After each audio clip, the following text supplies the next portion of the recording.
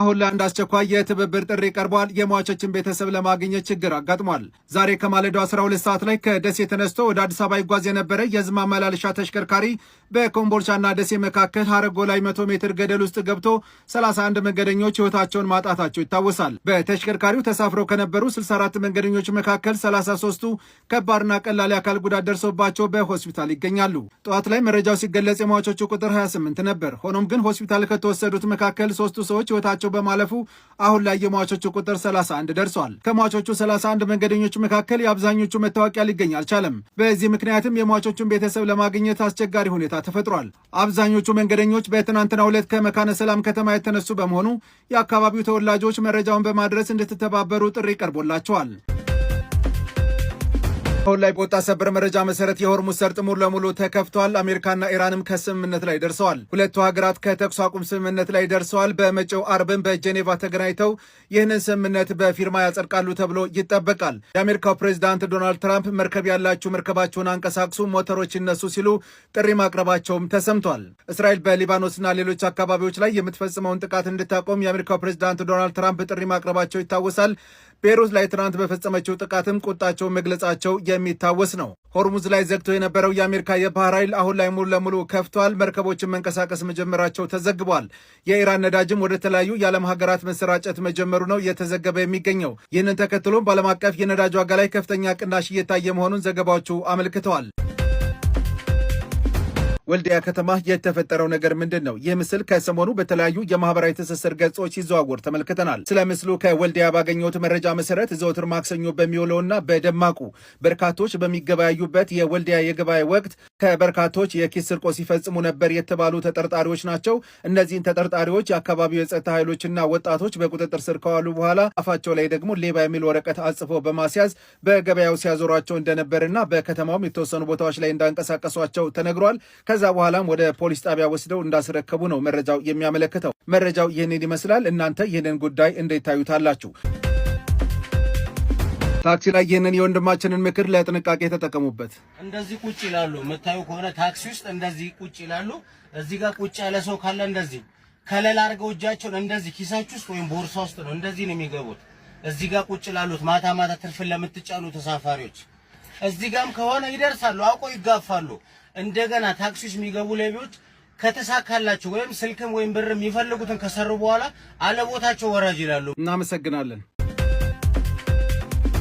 አሁን ላይ ኢራንን በተመለከተ የወጣው መረጃ ብዙዎችን እያነጋገረ ይገኛል። ኢራን ከተባበሩት አረብ ኤምሬትስ $10 ቢሊዮን ሊሰጣት መሆኑ ተነግሯል። አሜሪካና እስራኤል በጋራ ሆነው በኢራን ላይ ዘመቻ ከከፈቱ ወደዚህ ኢራን የአጸፋ እርምጃ እየወሰደችባቸው ካሉ ሀገራት መካከል አንዷ የተባበሩት አረብ ኤምሬትስ ናት። ኢራን በተደጋጋሚ በባሊስቲክ ሚሳይልና በሻሂድ ድሮኖች ኤምሬትን በደብደቧ ይታወሳል። አሁን ላይ የወጡ መረጃዎች እንደሚያመለክቱት ከሆነ ኢራን ይህንን ድርጊቷን እንዳትደግም $10 ቢሊዮን እንደሚሰጣት ተገልጿል። ከዚህ ውስጥም 3 ቢሊዮኑ ወደ ካዝናዋ እንደገባ መረጃው ያመለክታል።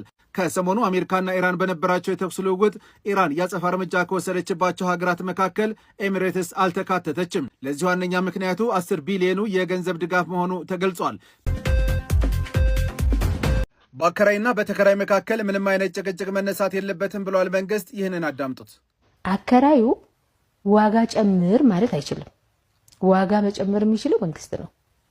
በአመት አንድ ጊዜ ሰኔ 30 ላይ በመጣው የዋጋ ጥናት መሰረት ዋጋ መጨመር የሚችለው መንግስት ነው።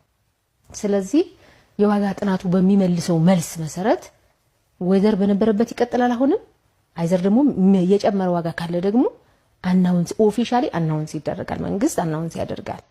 እስከዛ ድረስ ግን አከራዮችም ዋጋ ጨምሩ ማለት መብት የላቸው። በዚህ ሐሳብ ላይ የእናንተ አስተያየት ምንድን ነው? መልእክቱን በአዲስ ቴሌቪዥን ላይ ቀርበው ያስተላለፉት የአዲስ አበባ ቤቶች ልማትና አስተዳደር ቢሮ ኃላፊ ወይዘሮ መቅደስ ወልደ ጊዮርጊስ ናቸው። አሁን ላይ በወጣ ሰበር መረጃ መሰረት ኢራን የዓለም ዋንጫን እያመሰችው ነው ተብሏል። በኢራን እንደሚደገፍ የተነገረለት አንደላ የተባለ የሀከሮች ቡድን የኤፍቢአይ ድሮኖችን ጠልፍ ያለው በማለት በርካታ ተመልካቾችን ማሸበሩ ተነግሯል። በሀከሮቹ ቁጥጥር ስር እየዋሉ ያሉ ድሮኖች በተመልካቾች ላይ ጉዳት እንዳያደርሱ ተሰግቷል። ከወራት በፊት አሜሪካና ኢራን ጦርነቱን በጀመሩበት ወቅት አንደላ የተባለው ይህ የሀከሮች ቡድን የኤፍቢአይ ዳይሬክተርን ኢሜሎች ጠልፎ እንደነበር ይታወሳል። በወቅቱም አሜሪካ ቡድኑን ለሚጠቁመኝ $10 ሚሊዮን እሰጣለሁ ማለቷ ይታወሳል። ኛው ሱዳን ነጭ አባይ ግዛት በድሮን የተፈጸመ ጥቃት ነው። ከካርቱም በወጡ መረጃዎች መሰረት የሱዳን ፈጥኖ ደራሽ ኃይል RSF በመንግስቱ ማለትም በአልቡርሃን ነዳጅ የጫኑ ተሽከርካሪዎች ላይ በድሮን ያደረሰው ጥቃት ነው። በጥቃቱ አሽከርካሪዎቹ ሕይወታቸው ማለፉ ተዘግቧል። የሱዳን የእርስ በርስ ጦርነት አሁንም በኢትዮጵያ አዋሳኝ በሆኑ ግዛቶች ላይ እየተካሄደ ይገኛል።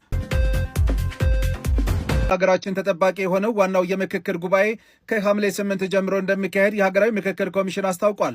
ኮሚሽኑ ከትግራይ ክልል ውጭ በአካል ተገኝቶ በሁሉም ክልሎችና ከተማ አስተዳደሮች አጀንዳዎችን ማሰባሰቡ ገልጿል። በትግራይ ክልል በአካል ተገኝቶ አጀንዳዎችን ለማሰባሰብ ከ20 ጊዜ በላይ ሙከራ ማድረጉን ኮሚሽኑ ጠቁሟል።